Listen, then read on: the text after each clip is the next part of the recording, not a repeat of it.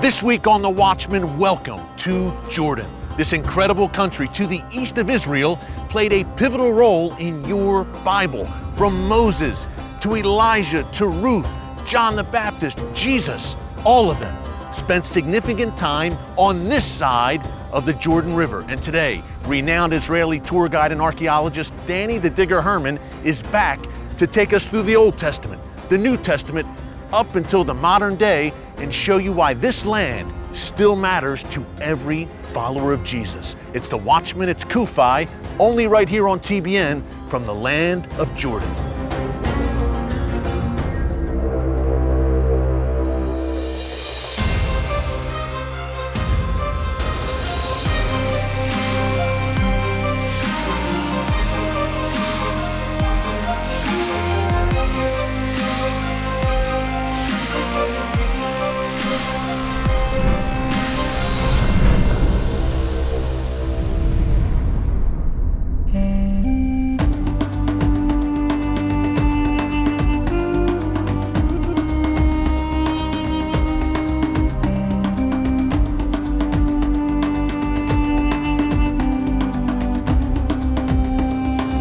Danny, what a view we have right now. We are standing atop Mount Nebo. This was part of the Holy Land, but we're not in the land that you and I are usually in, the land of Israel. We are in Jordan right now. The Hashemite kingdom of Jordan. In biblical times, this is presumably the very place where Moses saw the promised land, or most of it, but the Jordan River will be an obstacle he will not overcome. He will die before crossing over the Jordan River, will be buried somewhere on Mount Nebo. The Bible says that it doesn't know its exact location, and Joshua will take over.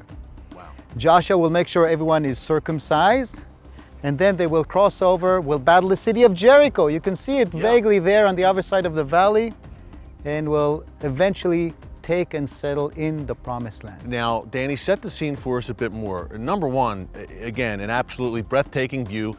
God doesn't make mistakes. You can see why he brought Moses here to this vantage point to show him the promised land.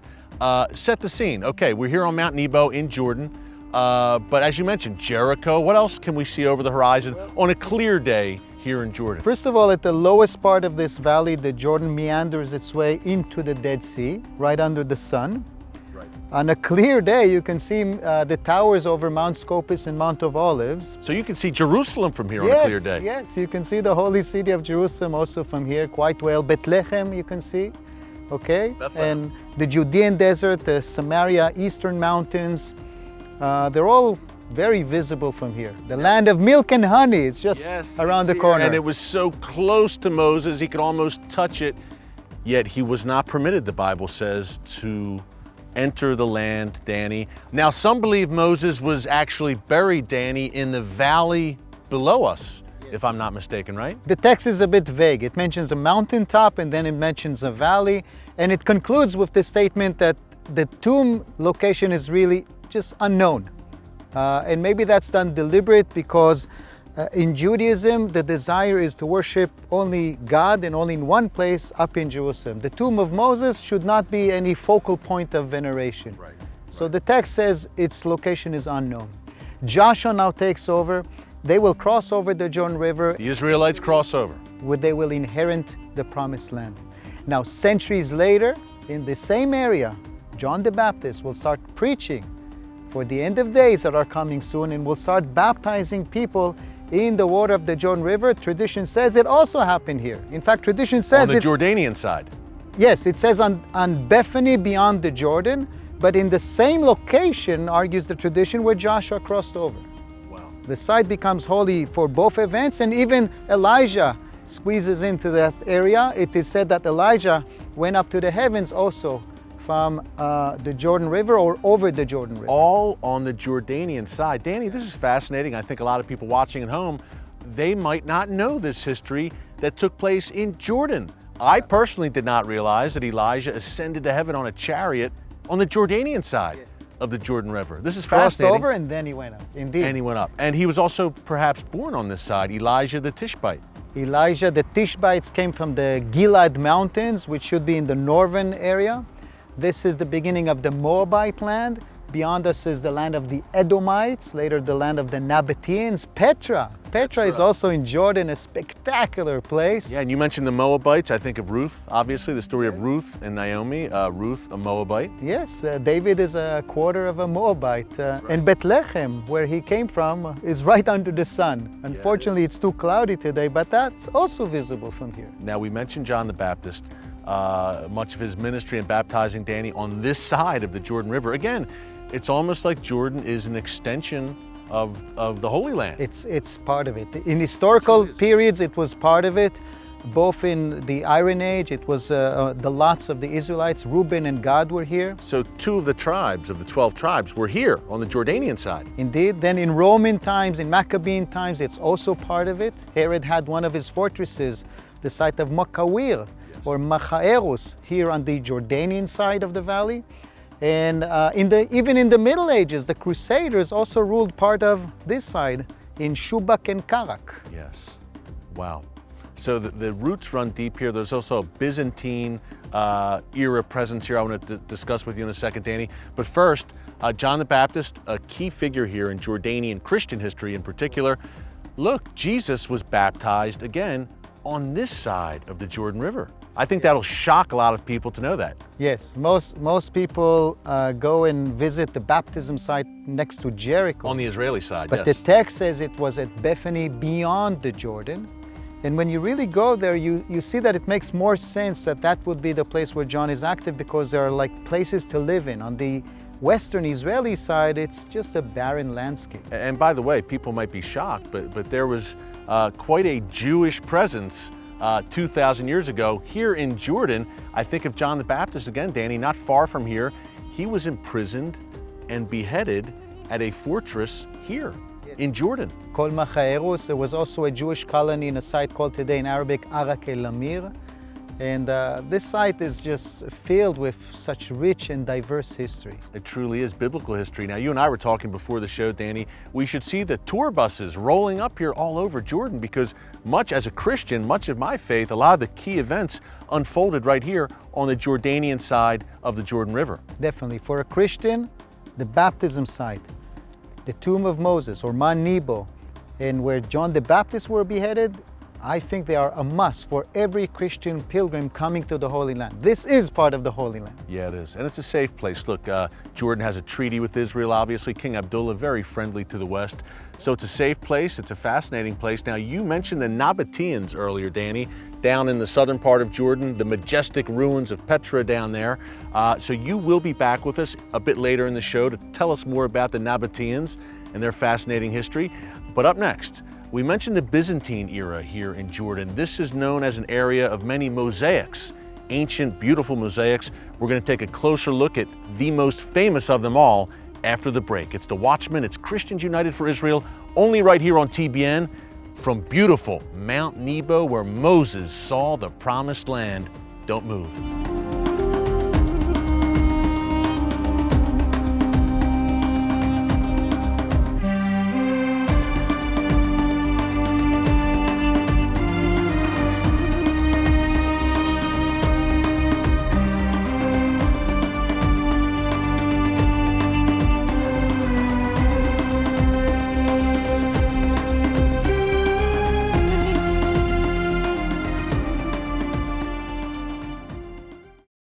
Israel's amazing story of restoration, blessing, and divine protection during the last 70 years is proof that God's covenant with the Jewish people and the land of Israel is unbreakable.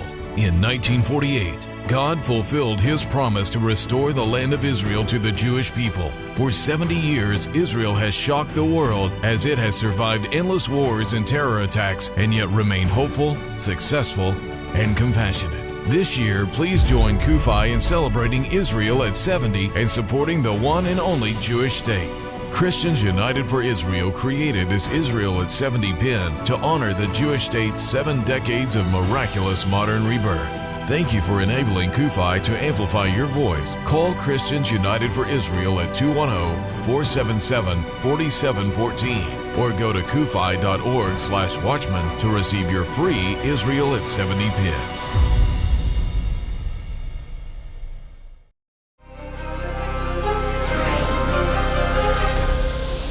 And welcome back to the Watchman. What did the Middle East, the Holy Land, look like in the early days of Christianity? Well, we paid a visit to St. George's Church in Madaba, Jordan, for an up-close look at a legendary and ancient mosaic map which brings to life the Holy Land and the early days of the church dating back to the 6th century AD. Our good friend Mayrav Mack gives us a tour of St. George's Church and that legendary mosaic map. Take a look.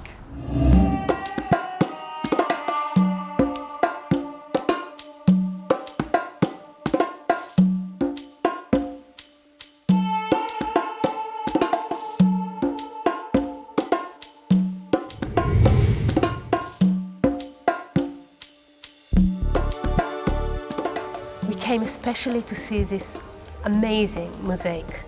Now, it's not just a mosaic, this is a map. In fact, it's one of the oldest maps in history of this region. And we are looking, you can see that it's literally on the floor. And if I dare move part of,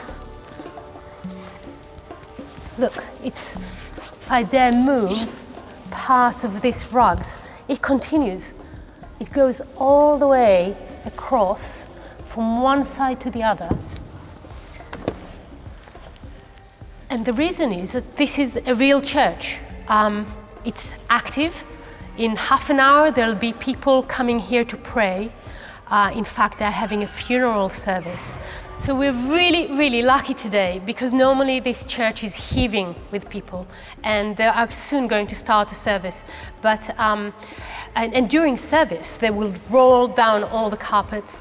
And when it's not in service, the carpets are rolled up so we can see the part of the map. This map is dated from the 6th century, and this is really shortly before it was conquered by the first Muslim armies that arrived in the area. And what we see in here, for example, is not just Jerusalem that stands here in the center, but also, if you look, you'll see other cities. We have Jericho here, we have Ascalon and Gaza represented here as well.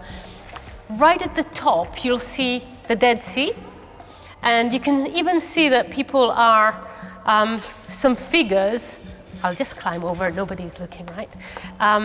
You can see just some figures in the boats here, but they were defaced at some point, probably during the Muslim rule of the area. We're talking about a 6th century map of the region when the whole land here was Christian and full of monasteries, monks. They populated the desert. Just the monasteries of the desert are known to have had approximately 5,000 monks living in them. But we're looking at a map, as I said, one of the oldest maps in the world, and it's oriented to the Orient. So this is east here. And right at the center of it is this piece of showing Jerusalem.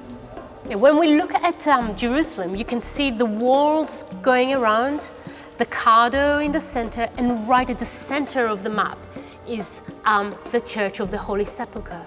And this depicted as one of the most the clear maps, Christian map of the city. I mean, obviously, the Holy Sepulchre is not in the center of Jerusalem physically, but it is in many ways a depiction of the ideal Jerusalem and the ideal Christian map of the Holy Land. So there is a play here between realism and idea, but this is very much a map of the area, and it shows part also of where we are today, which is in the Transjordan, across the Jordan, on the eastern side of the Jordan River. We can see the Jordan River right over here with some fish in the water, the baptism site, and somewhere in the hills would have been Madaba, where we are today, only just that this part is now missing from the map. Part of it, as you can see, were ruined at various periods. This would be Damascus Gate over there, and we have the whole corridor here.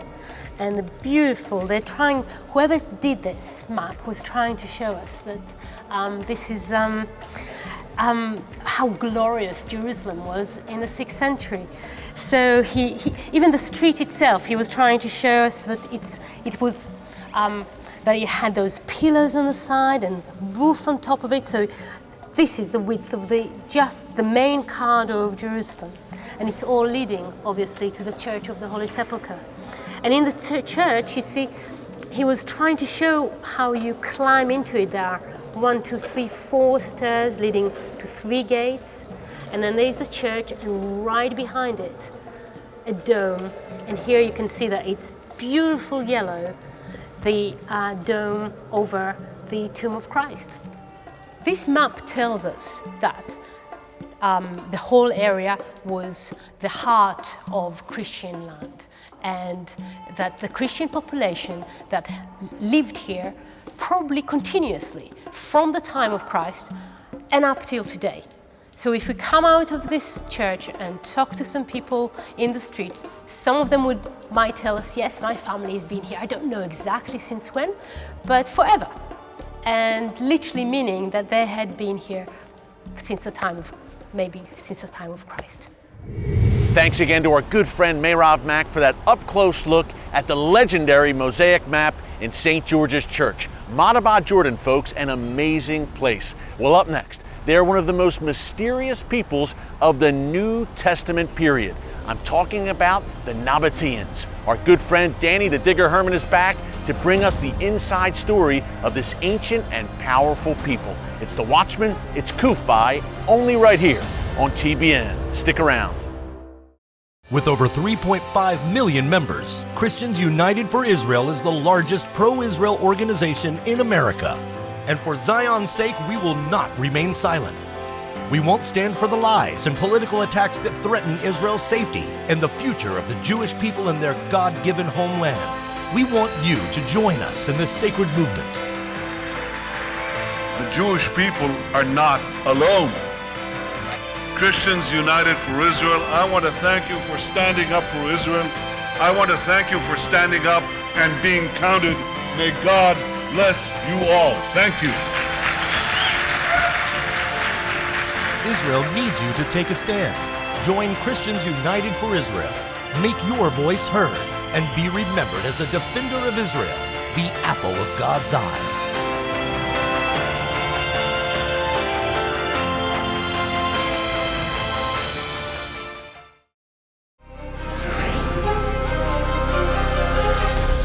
And welcome back. They were a very powerful people during the time of Jesus. They lived in southern Jordan, Arabia, and southern Israel. Yet the Nabataeans are never mentioned in the Bible.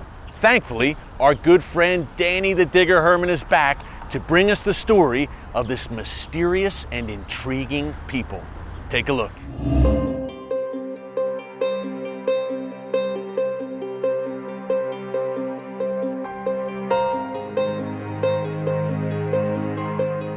It is the Gospel of Matthew that gives us the most detailed account of the birth of Jesus. And among others, it records 3 wise men coming from the east to adorn the newborn. And upon seeing him and his mother, they present unique gifts: gold, myrrh, and frankincense. Who could be those people? As an archaeologist studying this region for many years, the region of the Holy Land and its neighboring cultures, I am of the opinion that it could only be referring to one group of people, the Nabateans.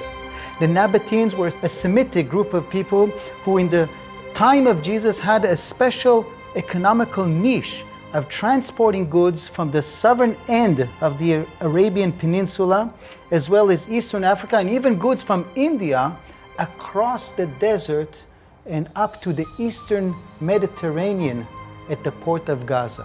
No one else knew how to carry the loads through this harsh environment. Only the Nabateans had the knowledge of hidden water reservoirs that could, in a way, refuel their camels and so manage this journey. The goods were of various types, but it is the myrrh, the frankincense, which would be burnt on incense burners like these and produce a very special and pleasant odor that was very popular for both domestic use and rituals. And the last 5 days of the journey would be through the southern area of the Holy Land, through the Negev. This site, Ovdat, was one of them. Ovdat, named after a Nabatean king, would be a major rest place after crossing the Arava, the Ramon crater, and before completing the last stage of the journey, reaching Gaza, where the reward will finally be given to them in a lot of cash. Back then, gold. Ovdat started as a caravanserai in the middle of the Negev, halfway between the Ramon crater and the spring of Ovdat. This hilltop originally was used by the Nabataeans probably for sacrificial activities. This slab of stone seemed to have been used for rituals. The grooves leading into a small basin were perhaps to enable the slaughter of small animals by the Nabataeans to thank their gods, Dushara and El-Uza, for achieving this long journey, at least up to this point. And behind me, the columns, the Nabatean capitals, were all probably part of a Nabatean cultic center. Ovdat continued to be inhabited also in Roman and Byzantine times, and in fact in the Byzantine Christian periods, it developed into a small town with 2 churches. Let's take a look at one of them. This basilica-shaped church, added in the citadel of Ovdat in Byzantine times, demonstrates the impact of Christianity even in the limits of the Roman Empire in the heart of the desert. And yet, although we have a good document of the city center, the residential area of Ovdat, which reflects the daily life here in ancient times, is still waiting to be uncovered by a proper large-scale excavation. Who knows what might be hiding in those caves? Maybe even treasures left by the Nabateans. Treasures of myrrh, of frankincense, of gold might be waiting here to be uncovered, reflecting on this legendary wealth of the Nabateans.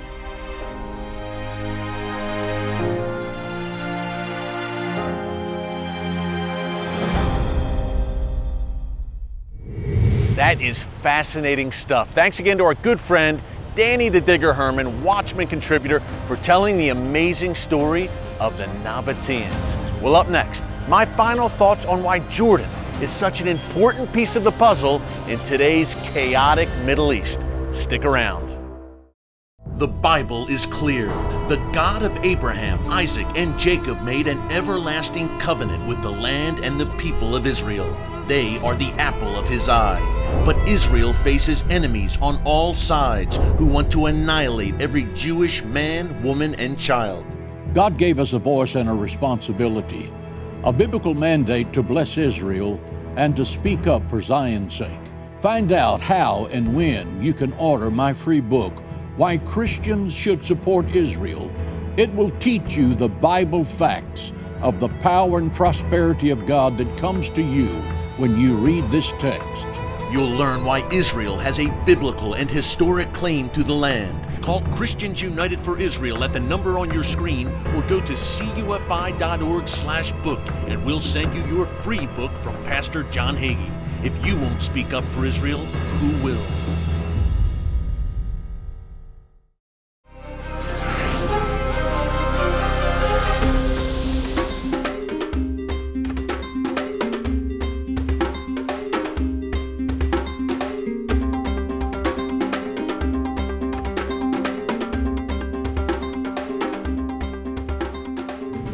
And welcome back to The Watchman. We are wrapping up part 1 of our special 2-part series on the fascinating country of Jordan. Why is Jordan so important to you as a Christian? Think about it, folks. Our good friend Danny the Digger Herman broke it down for us earlier in the show. Moses, Elijah, John the Baptist, Jesus, all of them spent time on the eastern side of the Jordan River in the great country of Jordan. It has a fascinating biblical heritage. That's number 1. Number 2, Jordan is a very important and pivotal player in the Middle East today. Number 1, Jordan has a peace treaty with Israel. King Abdullah, very friendly to the United States. Jordan has been a solid ally of ours in the Middle East, helping to stand against the likes of the Iranian regime, Hezbollah, and ISIS. Jordan is a friendly place. It's a welcoming place. We felt safe during our time there. And again, it is rich in biblical history, and there's just an incredible heritage of both the Old and New Testaments in the country of Jordan. And we're not done. As I said, this is part one of our two-part series from Jordan. Next week, our good friend Danny the Digger Herman is back to take us to the very spot where John the Baptist was imprisoned and beheaded, the ancient fortress of Mukawar in Jordan. Tell us about these pillars. Yeah, these two pillars were repositioned just a few years ago. One has an Ionic capital, the other has a Doric capital, so they're obviously parts of two different components of this palace. And again, you need imagination to reconstruct the rest of it. Yeah. The frescoes, the floors, the furniture. But this is an indication of extreme royal Herodian wealth. Yeah, this was a big find too, obviously, when archaeologists found them and repositioned the pillars, as you said. But there's more to this site. There is one great place over here which shows just how Jewish was the site, and maybe even that relates to the execution of John the Baptist. Let me show you. Let's do it. You will not want to miss that. That's next week here on The Watchman. Until then, thanks for joining us. God bless you. And remember, never hold your peace.